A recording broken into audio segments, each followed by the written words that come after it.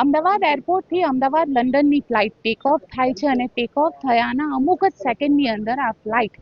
Crash થઈ જાય છે, જે આ બિલ્ડિંગની પાછળ ભટકાય છે. અને અત્યારે અમે એ જ બિલ્ડિંગ પાસે હાજર છે, પરંતુ જે અમારી પાસે માહિતી આવી રહી છે, નિર્ભય ન્યૂઝની આ એક્સક્લુઝિવ માહિતી છે કે જે વખતે પાયલટે ટેક ઓફ કર્યું અને ત્યારબાદ જ્યારે આ પ્લેન આ બિલ્ડિંગ સાથે ભટકાતું હોય છે એ પહેલા પાયલટ જે એર ટ્રાફિક કંટ્રોલ છે તેને એક મેસેજ આપે છે અને એ મેસેજની અંદર એ બોલે છે મેડે મેડે મેડે, જેનો સીધો મતલબ થાય છે કે હવે આ આઉટ ઓફ કંટ્રોલ સિચ્યુએશન છે, જે ક્યાંક ને ક્યાંક પ્લેન ક્રેશ થવાનું છે. આ પ્રકારનો જે સંદેશ છે તે પાયલટ દ્વારા એર ટ્રાફિક કંટ્રોલને આપવામાં આવે છે અને ત્યારબાદ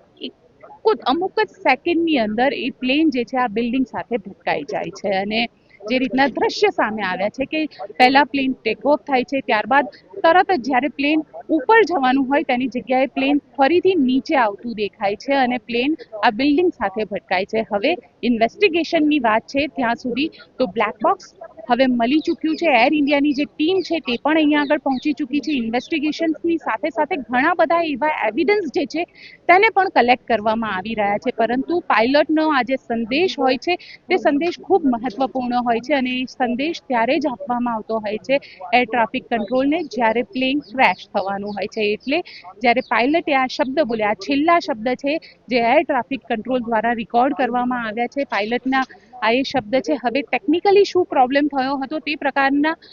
જાણકારી જે છે એ બ્લેક બોક્સથી આપણને મળી શકશે, જે અહીંયા આગળ ટીમ છે તેમાં ઇન્વેસ્ટિગેશનથી આપણને મળી શકશે. પરંતુ સૌથી મહત્વપૂર્ણ વાત એ સાબિત થઈ રહી છે કે ક્યાંક ને ક્યાંક જ્યારે પ્લેન ટેક ઓફ થયું અને તરત જ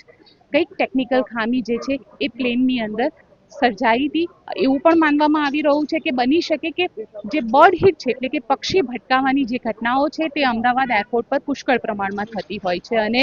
લગભગ ઇમરજન્સી લેન્ડિંગ પણ થતી હોય છે. અને તેવામાં આ પ્રકારની જે ઘટના ઘટી છે એ ઘટનાથી ક્યાંક એવું પણ માનવામાં આવી રહ્યું છે કે બની શકે કે બર્ડ હિટ જેવી ઘટના જે છે તે થઈ હોય. અહીંયા ઘણા બધા એવા પક્ષીઓ પણ આવતા હોય છે અને